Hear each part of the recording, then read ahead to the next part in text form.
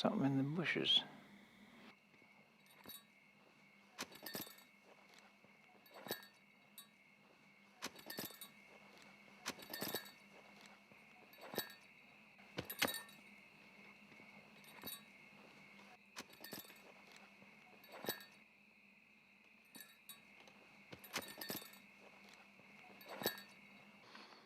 Could have been a coon,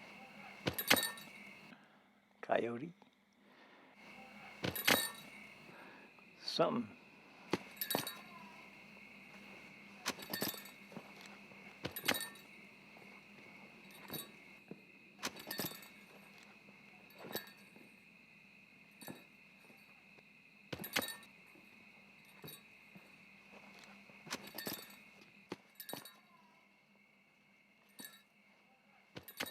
Someday this whole mountain's gonna fall down. Yeah. Then be trouble.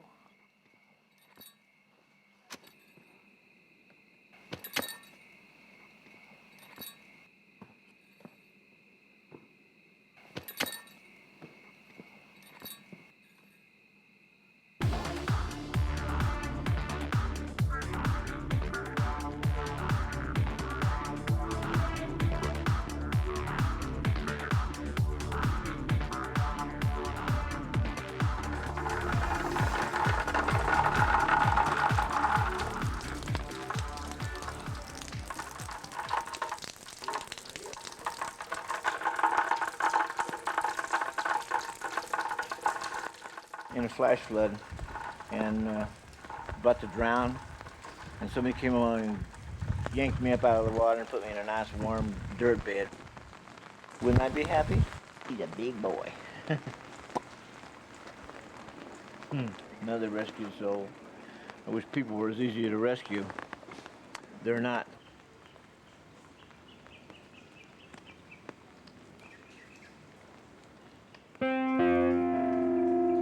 That's what's known as worming.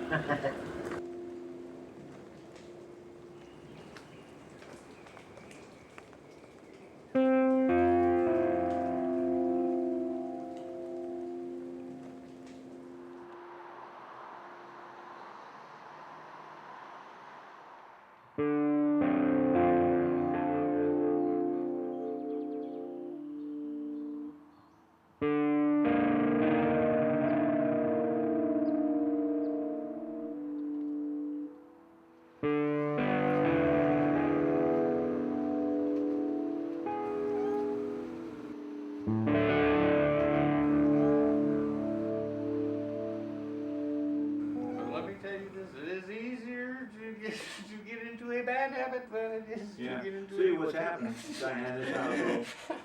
Speaking for myself, before anybody even think about putting something out of place in my house, they get hit in the mouth, you know? Clean queen, bad, radically. And then I just let it all go to hell. Don't ask me why. It's not because of drugs, not because of anything. I just did. You know, I don't remember the beginning of what Bill's house looked like when we first moved in. I guess it wasn't quite as terrible because I don't have any memory of it, but over time it just got, horrible. And as I drive up the street, I would turn my stomach to come around the corner and see. It was embarrassing to me that that there was such a mess. Bill would just, you couldn't throw anything out. Bill would go through your garbage. He went through the dumpster when we moved in. Well, you know that white thing right there next to you on your right?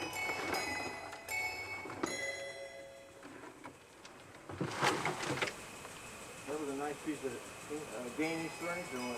Can you hold this light for a minute, Bill? I want to get that white thing. I want to get that elastic out. Mark, are you really going to save all this? It seems to me that the opportunity to get something like that will come up again. Oh, boy, you're going to get it. Let's see, it went like that. Okay, I'll get the elastic out of here. Anyway. You know, we were happy to get this house. It was a funky old hippie house, sort of. And at that time, many hippie people who were counterculture, I guess, lived in the canyon. The house was an A-shaped house that was built that is now occupied by Bill Jackson. and its first owner was the actor Clarence Williams III. 1971, I was coming up Laurel Canyon and I got in a head-on car accident in the canyon. Some girls hit me head-on. I was in one of an old van, you know, engine between the seat. Squashed me in there pretty bad and chopped off my left foot with a clutch pedal. I survived then. And after I got through paying everybody, I ended up with $100,000, something like that. And I said, you better go buy some house with this bill or you'll turn it into dope and you won't have a damn thing. So we came up Laurel Canyon to look at a vacant lot up the street. And I saw this open house sign in front of this house. And I looked at it, wow, it was a nice little house. It was all brand new. So I went up to the house and I got just inside the door a little bit and I said, I don't know to whom I have to do it to or what, but I'm going to have this house. So I asked the owner if he'd go out on the porch with me and we went out and talked and I said, I want to buy your house. He wanted $46,000 for it. I said, I want the house as is. You walk out, I walk in. No inspection, no nothing. So I'll give you $20,000 now, and I'll give you $20,000 tomorrow when the bank opens. That'll be $40,000. We take it. And he said, are you serious? I said, yeah. And I whipped out this roll of $100 bills and started dealing off. And he said, you just bought yourself a house. And that's how I got my house. Nice if you cleaned it up. So Yeah. we're all here. Yes. We're all here to Help you. help you get it into shape so the city doesn't have to do it.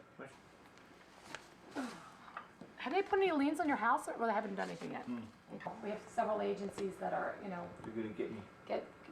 coming down on bill. Okay, let's get the list here.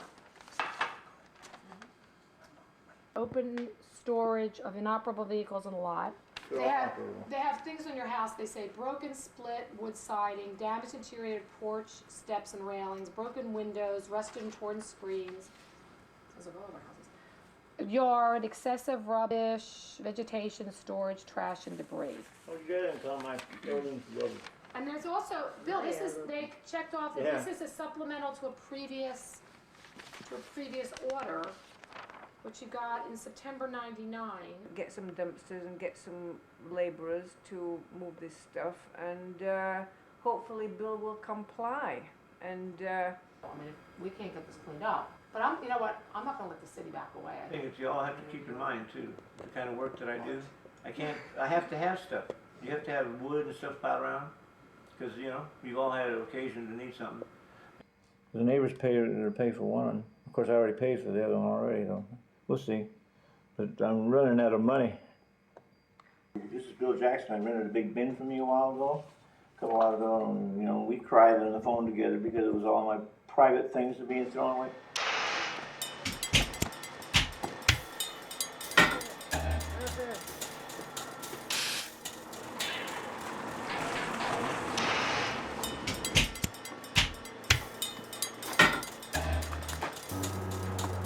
I was going to cut that up for you. I don't know. What do we do with this? Throw it away. Well, I brought some rubber gloves. Brand new gallon of paint. For what? I'm blowing through the house behind me. Well, why do you give it back? Because I'm painting the house. None of that. This hasn't been sorted. I got to sort this out. It's something I have to do personally. Oh yes, there is. That fan is that's a real good fan right there. And this is for this window. I can't throw my whole life away. You know, I still got to keep my odds and ends and a pipe or two. You know, stuff like that. My artifacts. So I'm not throwing my whole life in the trash can. Even though the neighbors would probably like it. All right, let's get them out. And then Bill's got to get going in this stuff. This stuff. He won't. That all stays. No, it doesn't.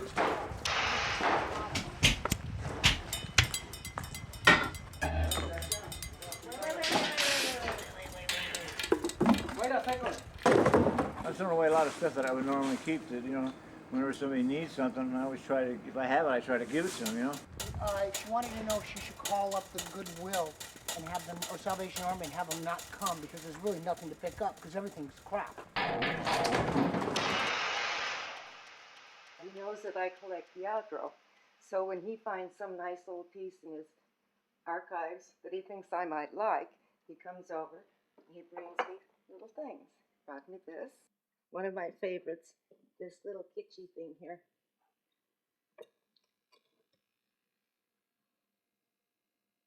In one of my current projects, I'm doing an installation that I call Rust.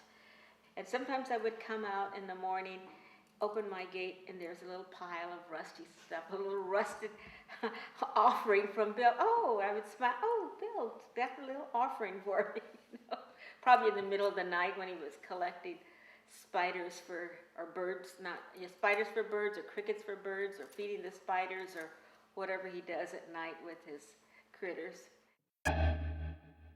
I think he has a great need to have stuff. And I think his need is because he thinks it's going to help other people and therefore they'll love him. And he forgets that that piece of wrought iron junk he picked up is never going to get to Linda's house, you know, and so it just sits there. Although actually that orange piece behind you was his dad's. It was brown naugahyde, and I mentioned that I was looking for, what do you ever call those things, a stool or, you know.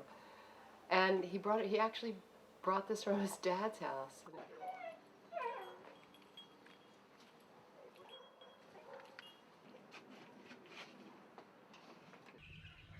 I didn't take him with me. I never took him fishing. I never took him to the beach. I never took him to a ball game.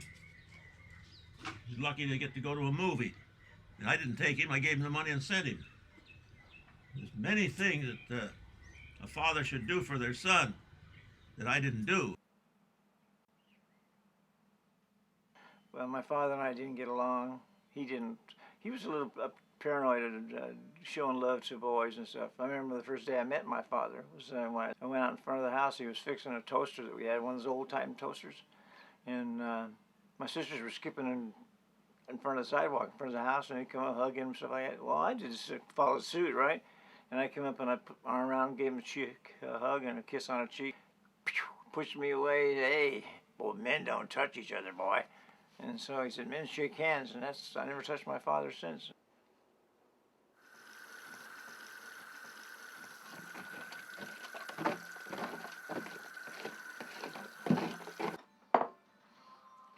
On Santa Monica and Fairfax in the middle of the street, little bitty guy sat in my hand. So I said, oh shit, what am I gonna do with you? So I said, oh well, no choice but to take him home, add him to the flock. Anyway, look at that, that's a nice dinner, huh?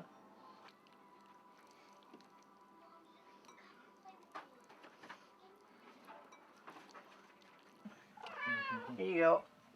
There you go, kiddos. Enjoy. That's my family. All together. Dun, dun, dun. All right, guys. Trim out time a little bit. You guys gonna get out of hand, these two.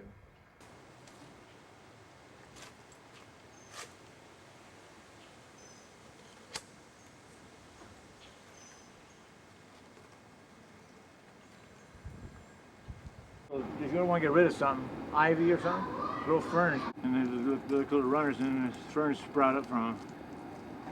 I got to get in there and dig them out. See, that there was growing over top of this plant right here. So it'll eventually kill it. See the runners?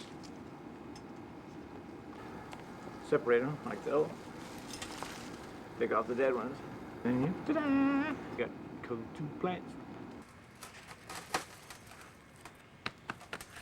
Probably a few hiding in there, another one. I always work a little slower than other people because I always watch out for little spiders. Take them somewhere else to move. You freak them out so bad. They do good, and I don't like pincher bugs. I've been pinched in my ears 2 or 3 times by them. So I had to feed them to somebody. But I try to save spiders. I try to save all insects except for termites. I don't like termites. They eat your house up. But I try to save all critters. I think they got just as much right as I do. Different world, but they still have as much right. My father says kill them because they're black, or kill them because they're kill them just because. No, they kill you just because. I sort of figure everybody's got a right to their own little space, no matter how small or big it is. Well, like when she brought me home, you know, I never did sleep in a bed. I used to sleep in a closet, you know, on the floor. And she wouldn't give me any milk, no breastfeeding, no any kind of milk. I had rickets because she wouldn't give me any milk to drink and stuff. My sister Judy, my oldest sister, if it was been for her, I guess I'd probably die. She's the only one that kept me alive. My mother just didn't like boys. That your mother putting him in a closet and you would bring him milk and stuff? Yes, yes. Who told you those stories? I think Dad did. Ruby was one of the sweetest little girls you'd ever want to run across in your life. She was just a high school girl when I met her, and I met her through friends, and just a real sweet little high school girl. Terrific piano player. I had never seen anybody that could play the piano like her. And type, she could type 100 words through that typewriter. She used to sit there and all you would hear was click, click, click, and she would just type as fast as she could. And never miss a word. And things didn't pan out for us when I went in the service. And they took the kids away from her. This is a black widow spider. I'll take her up in the hills and cut her loose someplace. She's not very old, but she's vicious. Her name's Ruby.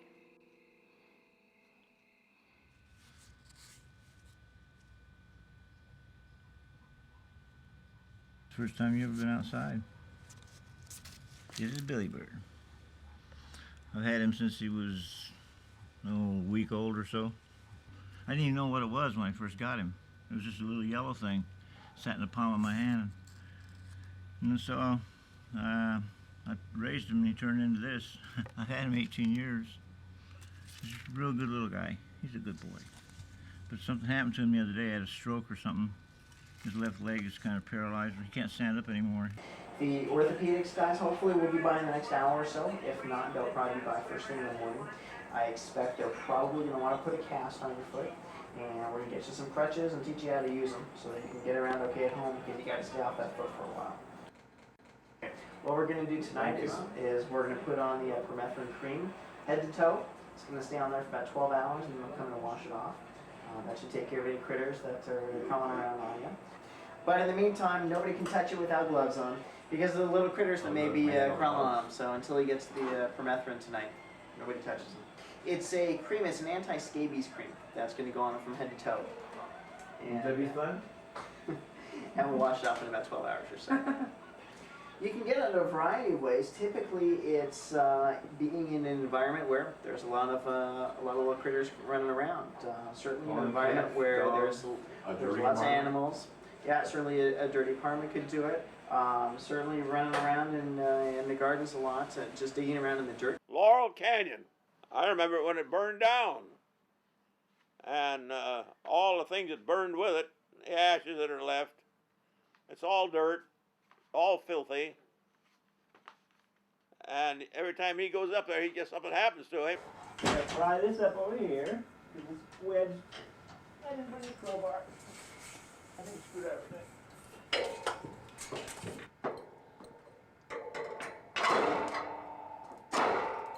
Now we can open the door.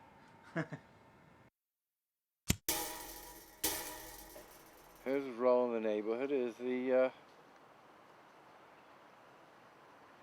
guy who can fix anything and will fix anything day or night. I force money on him. I put money in his hands or I have to put it in his pocket. I paid him an hourly wage rate, which is like barely like above minimum wage, and then I would try to give him something extra. And He said he had his customers, his clients. The raising of the cow. But I was a neighbor, and he wanted all the neighbors to Bill, be you well. have a broken leg. What are you doing? Be together and have their stuff fixed. Go up here. He's definitely not a capitalist. I do not believe it. What are you doing?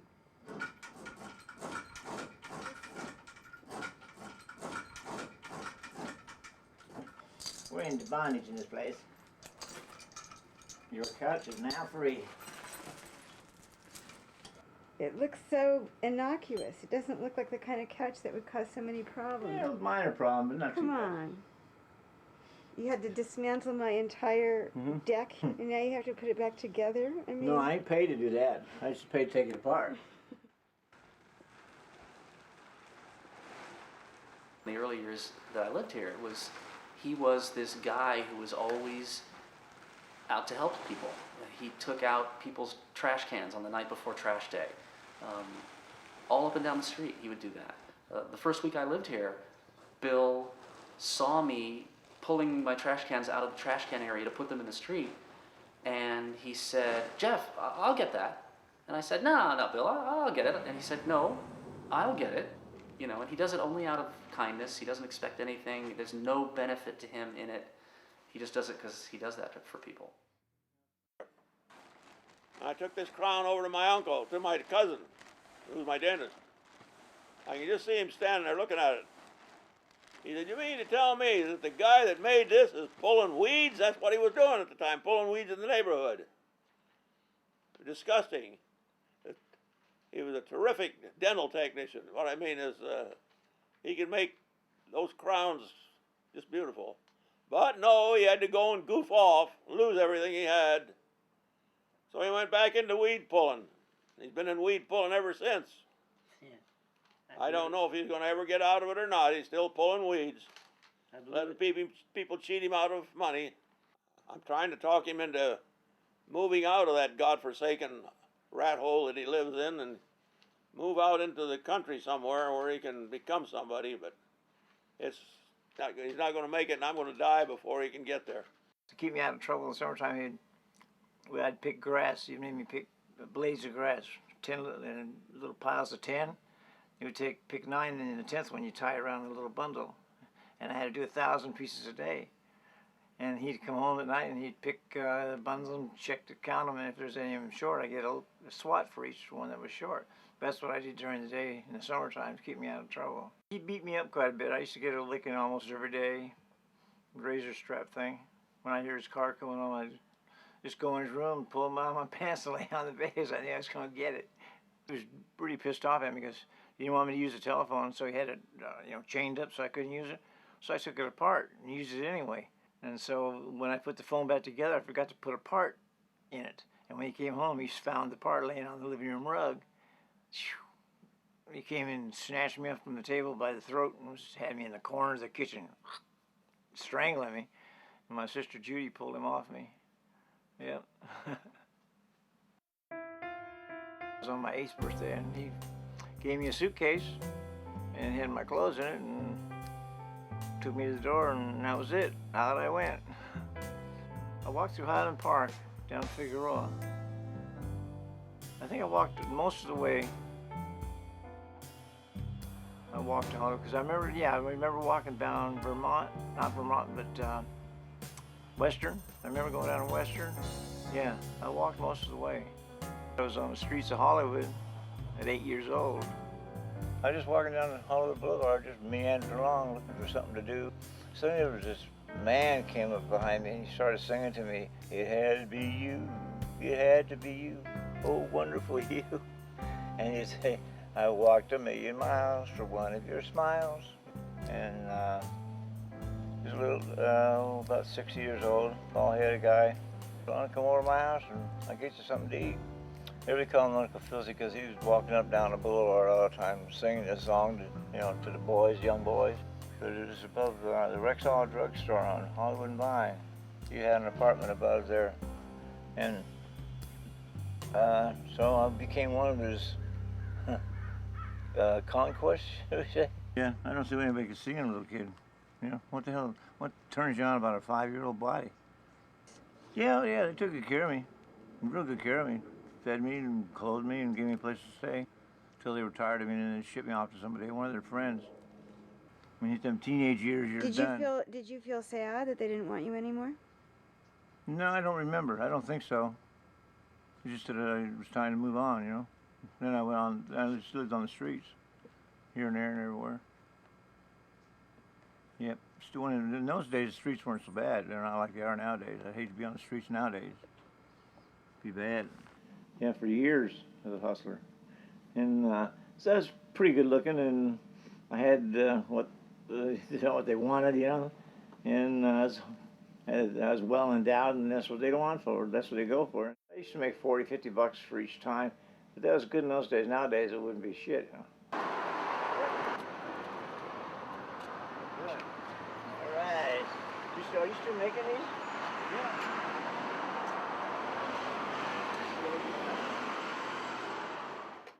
I was just, you were part of my life, you know? They used to call me once in a while and say, I'm going to have a loose party this weekend, Bill. How many people can you invite? So I'd go down to Gino's and invite the whole place. Fill it up with people. Well, we always had a lot of people. Yeah. And that was the fun thing. Yeah. I'd turn tricks off of Selma. Off of Hollywood Boulevard. Selma, mostly Selma.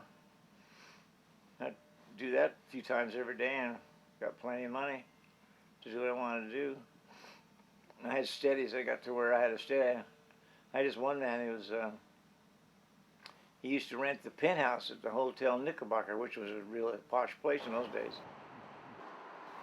And he rented the penthouse for all the time.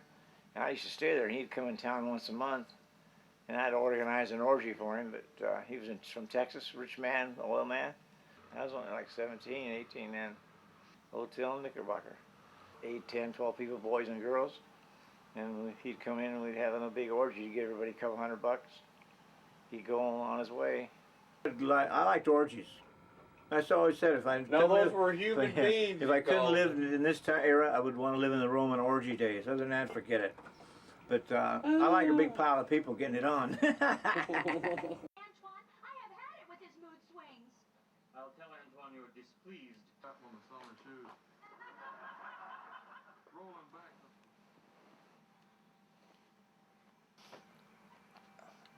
I don't like chocolate pudding. But without whipping cream, man does not have it at all.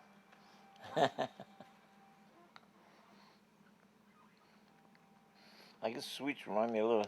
You know, when I was a little boy, I was going to grammar school. I was in kindergarten. And where we lived on a corner, and across the street from us there was this duplex, and this man lived over there. And the school was on the other corner, and we had to cross to get to the school. And this man was Mr. Penrod. He used to lure my sisters and I into his house all the time. Coming home from school, he had these mirrors, like truck mirrors, on the side of his house, like trucks have, so you could see in the mirror and see anybody coming. And when you walk by his door, he'd say, hey, you know, lure you into his house. He used to give us candy, and he'd make us take our clothes off. He'd stand up on the kitchen table. He would stand us up on the kitchen table, and he'd suck on my dick and other things for my sisters. And he used to give us jawbreakers for that. I was only like 4 years old, but it felt good, so I didn't care. And then I got smart and decided I should do it for money. Don't laugh, Bill. But that's Mr. Penrod. He used to molest all the kids in our neighborhood. And my father found out about it and got a little pissed off, but we still went over to Mr. Penrod's. He had money. Yep, good old Mr. Penrod. He died one day. The evening that he broke his ribs, we were in Vegas. Yeah. And received a phone call, and I said, "What's going on, Bill?" And he goes, "Oh, I fell from a tree. I can't move. I need somebody to carry me," or something like that. And I'm like, "What? You fell from a tree?" I'm like, "Again?" I say, "Bill, you're not in your 20s anymore." Yeah, he would tell us stories about when he hurt himself. Yeah. Like once he was chainsawing and he dropped it. He dropped the chainsaw when he was chainsawing on a ladder and it cut him. And he would show us all his scars. And he used to tell us a story about when he was in like a car accident or something and he lost his foot, and he said he was laying there and he saw the foot like 10 feet away from him.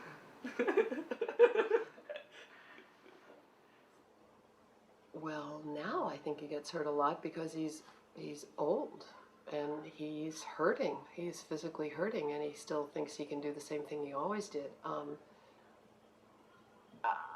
Although, you know, I guess the problem occurred when he was younger and he had that car accident, right, and his foot came off or something.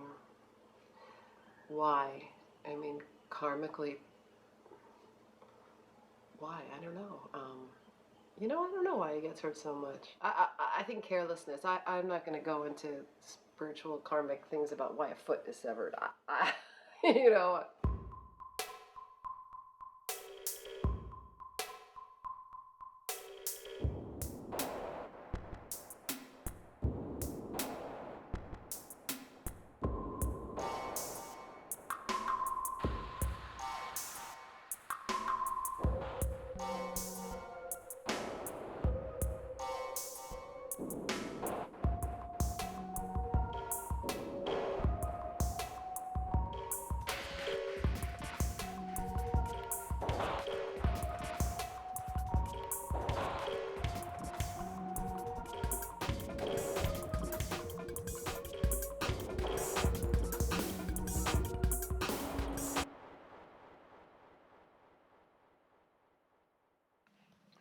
Hello?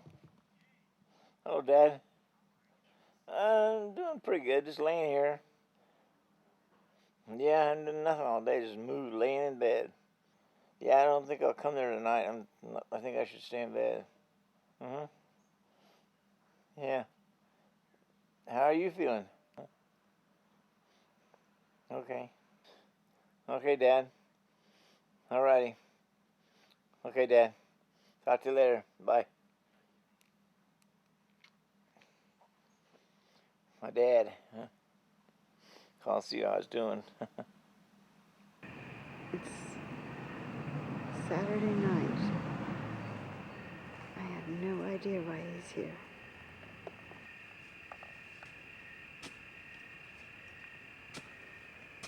I think the worst thing is that there's always certain suspicions about him, but you can never really prove it. You know, there was a sneaky side. There was the day that he came into my house, broke into my house.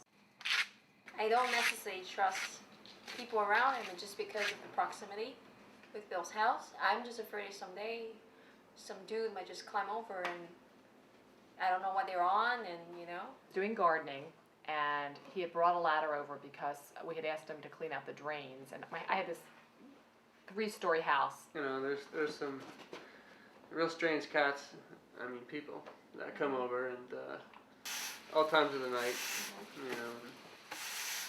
Over the years, there have been a lot of crazies that come down to Bill's house, or I don't know. They come down to, they find Bill. People that he's never met, that he doesn't know, will show up. They'll sleep under his. You don't want to know. They'll sleep under his house. Bad news. To get the drains. It was really a big production, and there was a panel up there. The purpose of it was to be able to get to the air conditioner or the heater from inside the house. He came in through the panel. The reason we know that is because once he went down the stairs, he didn't know that, hadn't really told him, but we had a motion detector, and he set off the motion detector, which would have only happened as he came down the stairs. In the last few months, Bill has become less of a neighborhood character about whom you can tell stories, and some of them are funny, and some of them are poignant, and some of them are sad, and more. He's become more of a concern, more of a threat, more of a danger, and I don't like that. But I live across the street from this guy, and I see fires in his yard. I see, I see unsafe conditions and combustible materials that have 3 times in the past year spontaneously combusted. And I open up the door, and standing literally in the center of my living room there is Bill, like Frankenstein's monster, more or less, covered in mud, soaking wet. All it was missing was the lightning and the screaming. And except really not the screaming, because I screamed. I've always joked, I've always told people, this is Bill's mountain, we just live on it. I never expected it to be true in quite this way. But he is the immovable object. He cannot or will not change. I'm trying to look as conservative as I can. As long as it's hanging judge, maybe I can sneak by him. But I look like a goon, 1 tooth in the front, like Clapper the Clown or somebody. That was just before I went to the Navy. And then that's 25, and you're in that yeah, picture. when you, I got this picture. Okay, that's pictures in the mid-60s. That's Harry in the 60s. That's Bill. I was, I think, about 31 in that. The mechanical drawing. You did that in college? Yeah. It is good. It's neat looking. What is it of? Nothing. Just a Concept. Just an art. Yeah. An art piece. Mm-hmm. Okay, let me see Harry again. You remember that technical drawing you showed my mother? You thought you'd done it in college? That was actually a drawing that was given to me in my bar mitzvah. You're It's kidding. Yeah, it's an 18th century Italian Really? scientific drawing. Yeah, it was. Well, It was at one point. It was in. I'll show it to you. You sure that's it? I'm positive. I'll show you. It's inscribed to me on the back. Okay. And then it I was. didn't steal it. Well, somehow it got there, and it was in a box. I think probably in my mom's garage, and I've been looking for the box for years and years. Oh, I'm sorry. Oh, it's I'll okay. definitely look through it. If I have it, it'll be in Harry's room. It also had a etching by George Gross that's probably quite valuable at this point. It's in a gold frame, and it has, I think, a man. Looks like a pencil drawing of a man and a woman. It's German, sort of, Weimar Republic-y, where there's a light bulb at the top. It's about this big. And there, also in the same box, there was a Chinese watercolor in a black frame, also about this big, and some photographs that Melissa took at the gay rodeo of cute cowboys. It looked like your No, box. unless it's that Toshiba box. Do you think that way up there? It could be. It was a light box, I think, as I recall. I remember a kind of tall, narrow box. Well, then it could be the Sanyo. Although I don't know why we would have a Sanyo box. He was really a first-class troublemaker in the neighborhood. Set cars and houses and people and teachers' desks and things on fire. And one of the best-known robbers could go into a store and rob it, and the guy wouldn't even know it when he'd come back out full of candy or something. So he's in county jail? That's what Mark says. Finally made it there. He'd been all over San Bernardino and everywhere. Instead of getting a letter from everybody, we figured that we got one letter, to the stupid judge. Your Honor, we are the neighbors, friends, and employers of Bill Jackson. We understand that he has run afoul of the law by failing to register his automobile properly. He was pulled over several days ago and has been in jail and the hospital ever since. We are writing this petition on his behalf. We request that the court may be of a lenient disposition in this matter. Mr. Jackson is an asset to our neighborhood in several ways. He is an excellent gardener and landscaper. He also guards our homes and keeps an eye out for us when we are away. He is generous of disposition and helpful to the point of self-sacrifice. In short, he is a good man. Sir, we would not presume to tell you your business, but simply ask that rather than serving extended jail time for an offense that is not criminal as so much as stupid and neglectful, perhaps the court would be disposed to assign community service of some sort. In this way, justice could be served and the taxpayers would save the expense of supporting yet another incarcerated individual. Everybody in the neighborhood signed it and figured, man, who knows? It's 25 votes. My homework is like I was told. You want to Caesar see- Sinai, and I'm supposed to come back today, tomorrow, and under doctor's care. Follow up in clinic today for possible workup of Carotid lesion. Yeah, I tried to break up a fight between these three guys. Two black guys were picking on a little white Nelly guy. And I've always been to the underdog, so I decided to try to break it up. And one of them pushed me and I fell down and I hit, they had metal stools bolted to the ground. And my head hit one of those. I woke up in the county hospital. That the judge has given us 3 weeks to come back. He's reinstated bail, recalled the bench warrant. I think the difference was that it looked like a different person, that Bill came in dressed up with a lawyer. It was a relaxed atmosphere. Before, he was just processing bodies, and he had a guy who had just dug up a sewer pipe. And who had the temerity to want to plead not guilty, so he slapped a $26,000 bond on. What was the word you just said, temerity? Yeah. Okay. So I think he'll wind up giving you credit for time served in the end, and that you'll be a convicted, unregistered automobile owner, and you'll carry that with you for your days. Yep. Every time one of my neighbors drives by, they say, Bill, get those cars out of here. They're an eyesore. Andrea, every time she goes by, complains about the cars. My next door neighbor Freddie says like he can't sell his house because of my old cars in the driveway. So that's what you call pressure, you know, big time pressure. Hello. Time for my cars to go. A little more of my life. My grandmother gave it to me. And when I bought my van, I covered it up and sat it for 15 years. Covered up, I figured it was going to be okay. Uncovered it, and this is what happened. I ate it up with these panels.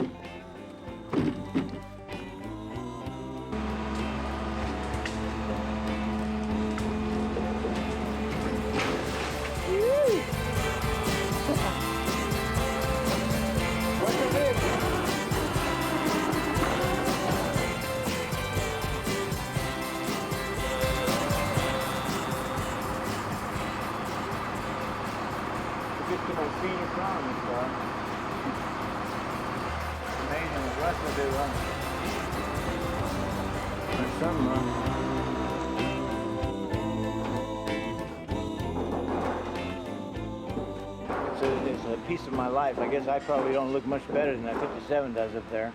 And I've been beat up and lied and kicked and all that other stuff. But I probably look about like they do. We all fit together, me and these two cars. I just jump in and go along with them to the dump.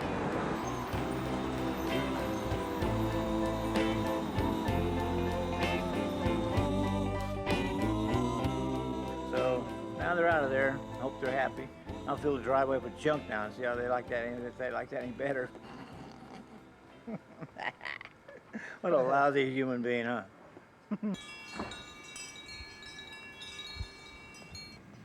I'm making a casket, so I guess, for Buddy. It's the Bud. He was a great cat.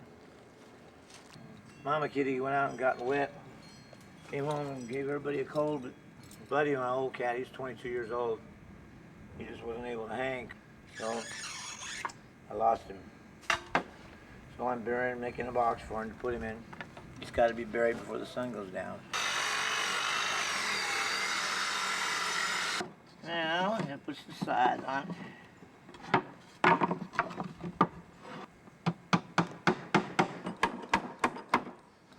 Some hammer.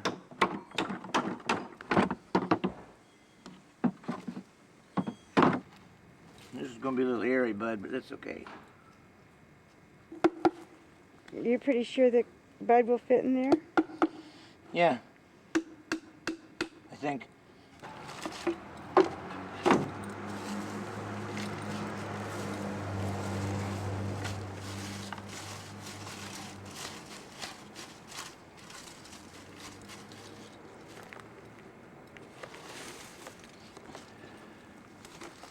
It'll be a little snug, old guy.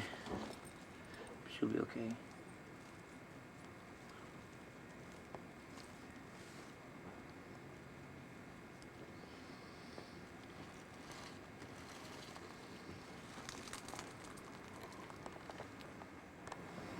So I gotta squeeze you in here, Bud.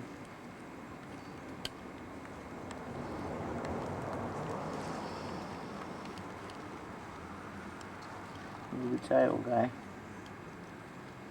How about your legs here, Bud?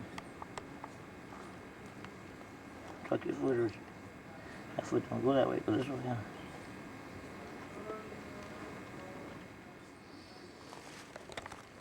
Sorry I gotta cramp you so much, Bud. There you go, big guy. A little snug, but you'll be okay, huh? See you next time around, old feller. Nice food for a lid. Yeah. Say hi to Peggy for me, if you can. Watch your ears. I want to pinch your ears.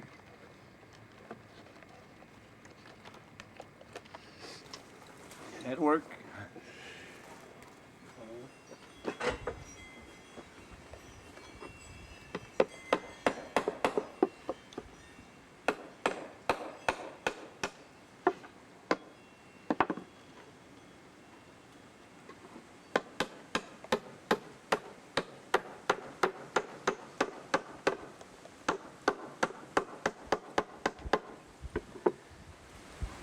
Sorry for all the racket there, bud.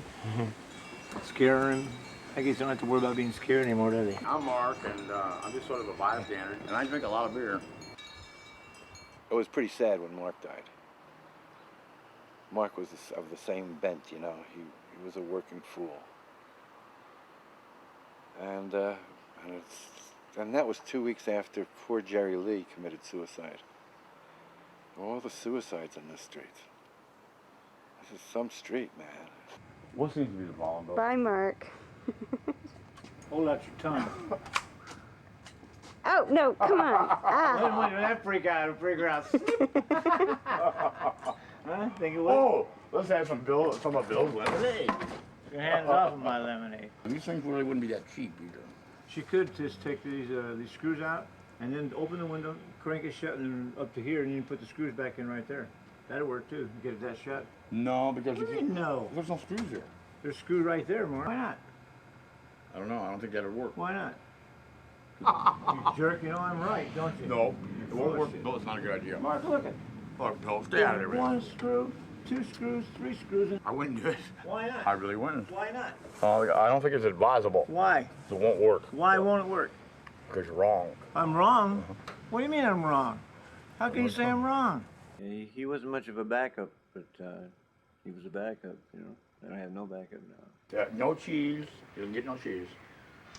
He likes tomatoes, so I haven't throw a couple tomatoes on her. And I'd start fixing all my own stuff again. And he was a good fix-it man. He used to keep everything going for me.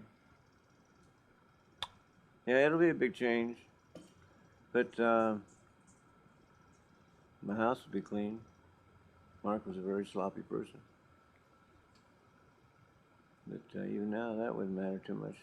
Yeah, it would. It'd still piss me off. But I'm a big dog. I'll survive. Keep moving along. That's all I can do.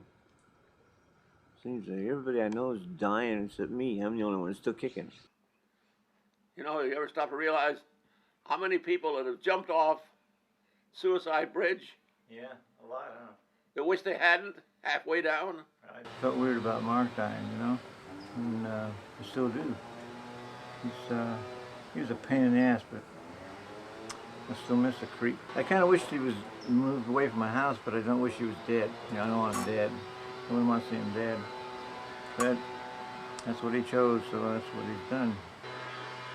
It's just a little lonesome down there, although I do have a new Mark now. It's not a person, though. I went home walking up the pathway, and I saw this little, looked like a rat or something huddling around the light, trying to keep warm on the pathway light. I looked at it closer and closer. I looked at it, I realized it was a skunk. I said, oh shit, goddamn skunk. So, it was only a little bitty thing. It would sit in my hand, little tiny thing. It didn't have its eyes open even yet. I said, oh, look at that poor little skunk. So I picked it up and I said, well, we're gonna have to do something about you. So I put him in a cage and I'm gonna raise him. I'm gonna call him Mark. He's Mark reincarnated. As I understand it, Mark took Karen's car that he had been working on, this, I don't even know what kind of car, but this like big giant Tronta horrible car, which was funny that she held on to because her husband works for Jaguar and they had these more upscale cars. But Mark was working on this car and it would sit in front of Bill's like endlessly while he worked on it because of course it took him forever to do it. And that one night he drove down to Vaughn's, I think it's a Vaughn's on Laurel and Ventura, and ran a pipe from the exhaust into the car and killed himself. But as I understood it from Karen, extremely violently. It was a very horrible, painful death. And he had been working in our garage and doing something in my garage that day, and I had been on him really big time because he had showed up at like 4 o'clock. He was supposed to be at 10 o'clock, and I just was such a bitch to him because he was driving me crazy on how he was just coming so late and just it wasn't getting done. And that I kept thinking, am I the one that pushed him over the edge? Just didn't help. But I know I wasn't. I know intellectually I wasn't. I know he was not a well guy, and Bill would tell me how sick he was. And then he had to give up drinking, and he wasn't going to do it, and that was his option as far as he was concerned. But I didn't make his last day a real happy one, I can tell you that.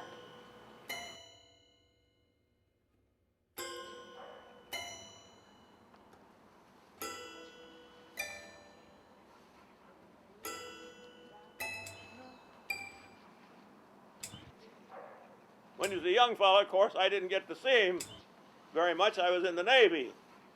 And when I came back home, he was under his grandmother's care, which was terrible. The poor guy never had a chance under that old lady. The whole Baird family were just a big bunch of clobbered bums. That's all I can say. She took him over, like she took me over from my dad. That's why I know so much about him, because I was in the same fix as he got into.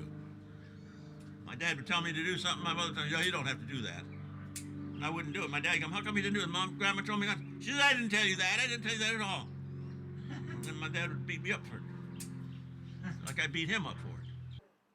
Then he got farmed out. The government farmed him out. I couldn't take care of the three of them, so the government farmed him out. And he went to school there, and he learned less there than he already knew. Whenever I lived here, this was called the Little Lawns, where we come down to play at night. There's all the orange trees around here. And the big old mansion was up there by those big palm trees. Leroy's originally started. That's where it was. They've torn it down, it's like. This man, I was in Leroy's boys' home, and this, and one of the sponsors of the boys' home brought me a little pig. And it used to be a big mansion, you know, it had big aviaries, bird aviaries and things around it. So I turned one of these aviaries into a pig pen, you know, where my pig lived. And I used to bring all the extra food and stuff at dinner time.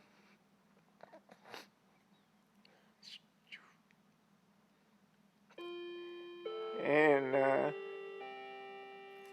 one day when I came home from school, "Stop it, Bill." And I came home from school and they had my pig tied in a pickup truck. And, "What are you doing with my pig?"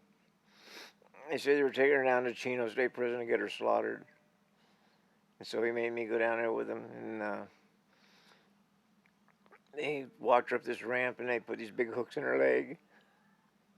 And yanked her up in the air and cut her stomach open. Killed her.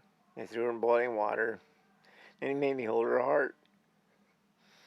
It's kind of cruel, I thought. I was only like 12 or 13. I never ate pork again. I was after him after that. I tried to burn his house down. Hey, Dad. I'll be damned. You got your face washed. What the hell are you doing here? No, you know I don't know how to use it. Oh, okay. God damn it. He does two things real well. He does what he wants, and he doesn't do what I want him to do. That's about it. I had killed a little bastard whenever they were born. I don't show my fondness to anybody. I was married to two women, and they both killed themselves because they didn't have to show any fondness to them.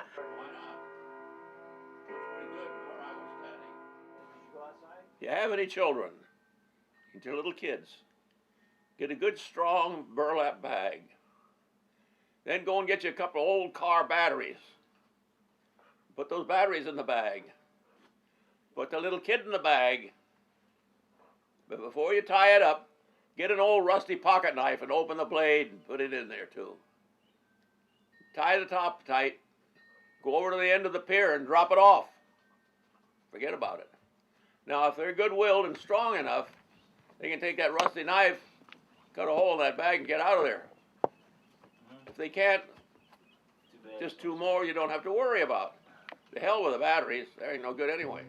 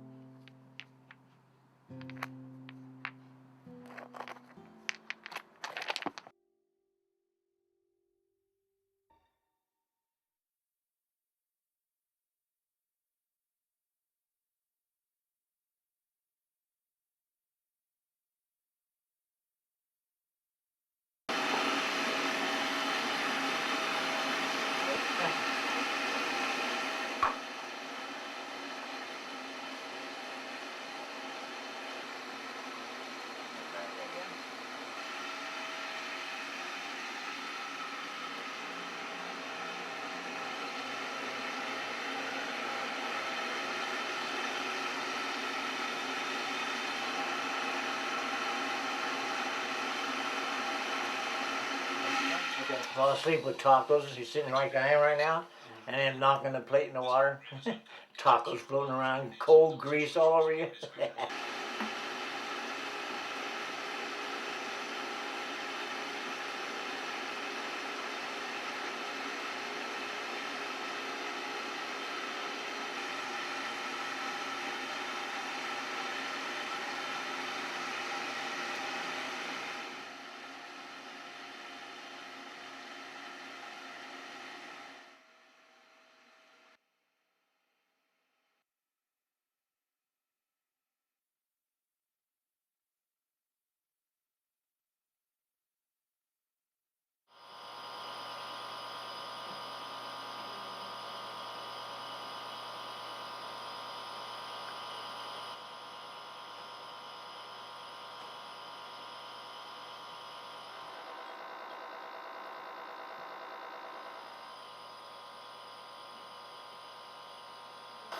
It's getting empty.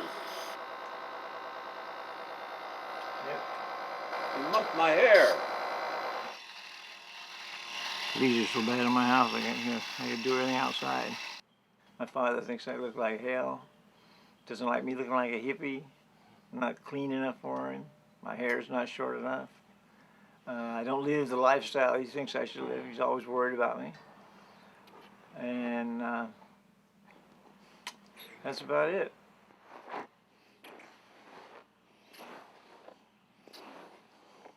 Lovely to look at, delightful to touch.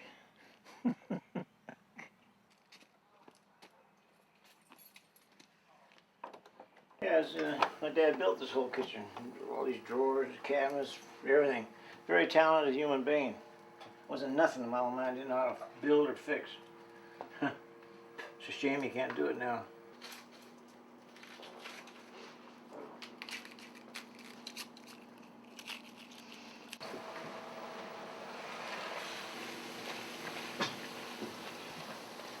That's a good one. That's a good one. All right, we're going to try this again, Mr. Jackson.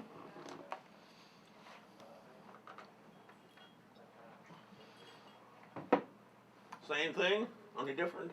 Same thing, only different. See how you like those ones.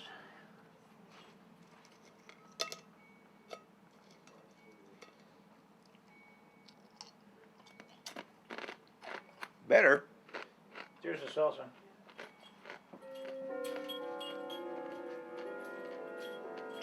Oh. Oh, damn those arms.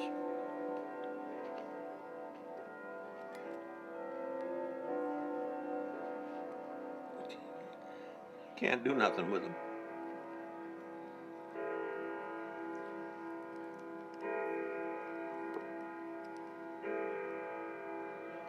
Oh, the hell with it.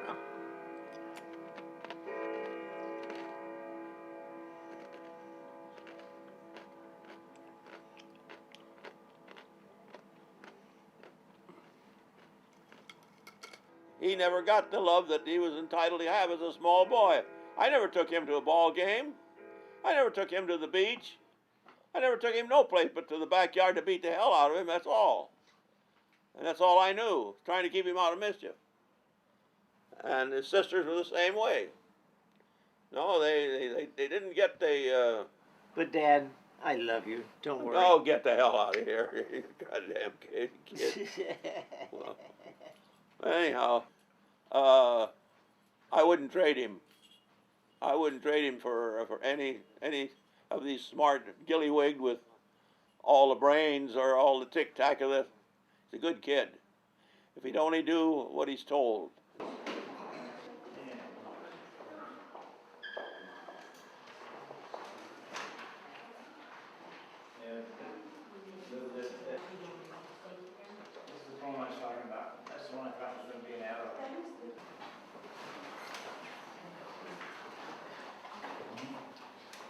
Everybody's got to be smiling. My father would insist on that. It's supposed to be a party. No, I'm Judy.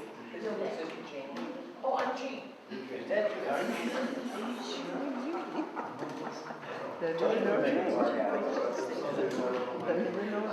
This is Judy. This is Jill. I was once told by a botanist that if we were to take all of these carnations, or all of the mums, all of the daisies, pluck from them all of the various petals and put them under a microscope, that no two petals would ever be exactly alike. Each one would have its own unique shape, design, and structure. And we see that creative force running throughout all of nature, but we see it most of all within the human soul. So one of the things that we remember today is that of all of the people who have ever lived on this earth, or who are now living, or who will ever live, not one of them is exactly like William B.J. Jackson Sr., and not one of them is exactly like you.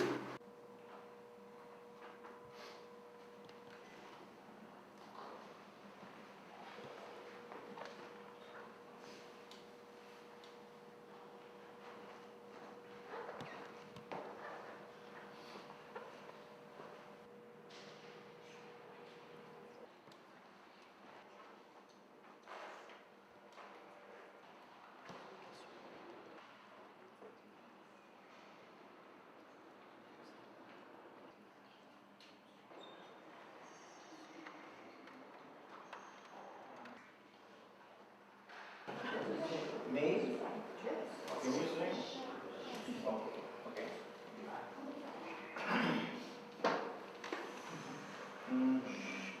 What is it? Oh, say. Thank you. Thank you.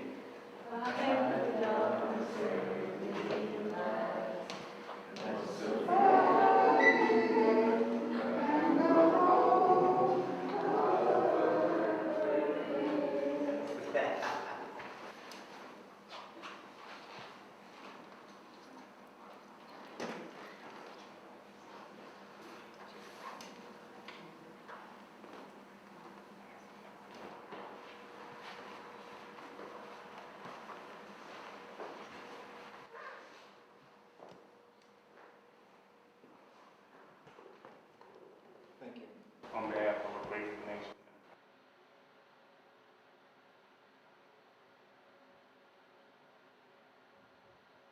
So look at all the stuff he's got. Drawers full of stuff. Hinges. And more hinges. I used to just throw this stuff away because it's good stuff, you know? Dowels, doorknobs. I just don't need any more stuff. I never use this stuff in a million years, so if people don't buy it, I'm gonna have to just throw it away, I guess. That would cost you $3 to buy it.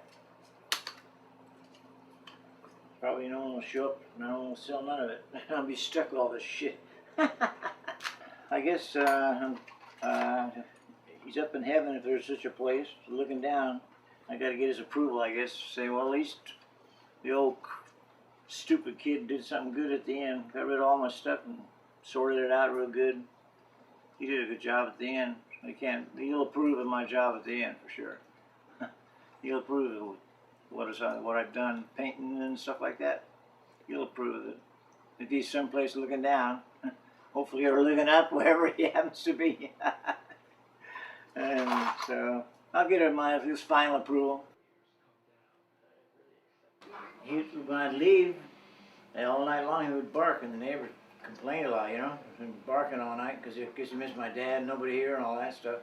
So I just got the brainstorm to make something that was like my father, because his clothes are the ones he was wearing, so it still smelled like him. And so I said, well, I'll just make a scarecrow and turn on the TV, you'll think Dad's here. So I did, and it worked perfect. The dog hadn't barked since. Michael was working on Gervais' bedroom suite, and his idea was to take her love of Libby's and bring it to her. So, that's what we did on Butcher Boy. Oh, Butcher Boy. Yeah, pretend like this is your daddy right here, huh? Yeah, it works, huh? Hey, Dad, what am I gonna do? You know? This here makes him look too short. Put it like this.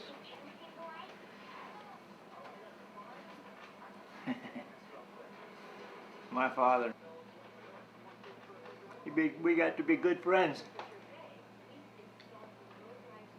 Yep.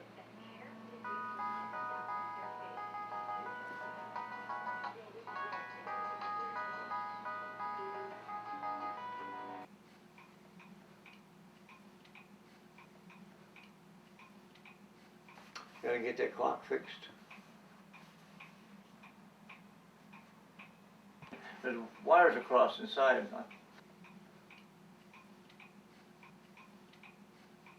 I have a heating pad underneath that shirt, and we keep it on low, and that's where she sleeps all the time.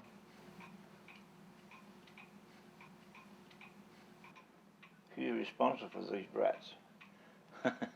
She's a pretty kitty, though.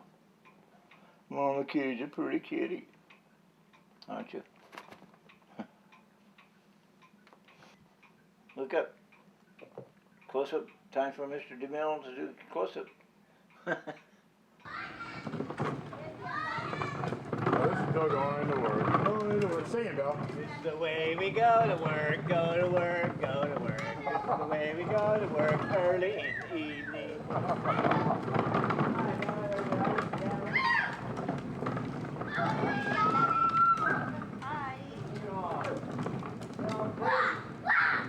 You're all crazy. Those are crazy kids, Dyanne.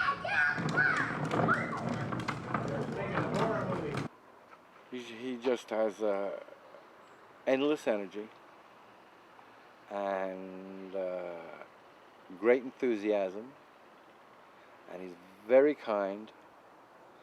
And once in a while, somebody in the street that takes advantage of him and abuses him. They don't realize that he's sort of a saint. He's the closest thing I know to an actual saint. Very kind. I mean, he would rather pick up an insect and take it outside. I mean, he's like every living creature. I mean, he's so loving of every living creature that it was probably a good lesson for me, because I would be stamping out the bugs and he would be like picking them up and taking them outside. Whatever his journey is, it's going to be interesting, but it's going to be costly and stressful to the people around him. And he was really available and there for me, especially when I became a single mom and something would go wrong in the house. He would come and fix it. It wouldn't always like stay fixed. I just felt chased out of my house. I felt like it wasn't really my free will decision to call the realtor and say, let's sell. I was beaten here by somebody that I didn't, or some force that I didn't really think I was even in a battle with. The canyon really hasn't all changed that much. It hasn't. People come into the canyon and the people change, not the canyon. The canyon's eternal. He's actually taken care of probably everyone's home on Willow Glen and up Thames at some time or another. I'm sure he's helped everyone, from bringing the screwdriver or the nail you need to making your garden grow. I brought them home. I thought they were real. I even watered them. Yep. I gave one to Linda up the street and told her it was real. I grew it for her. And two days later, she says, that flower is not real. At the same time, he's completely exasperating, you know, because that same screwdriver, the reason you need the screwdriver from him is because he's taken it from you earlier. That's the problem.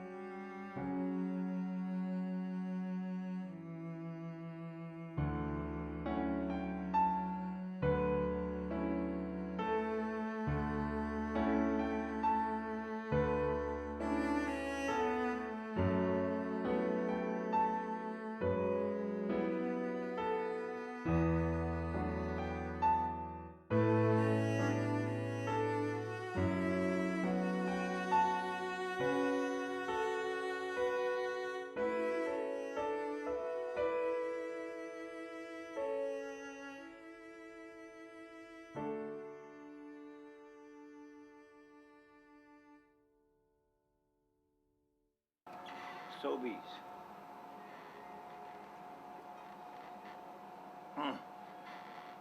Those are good. I love Sobeys.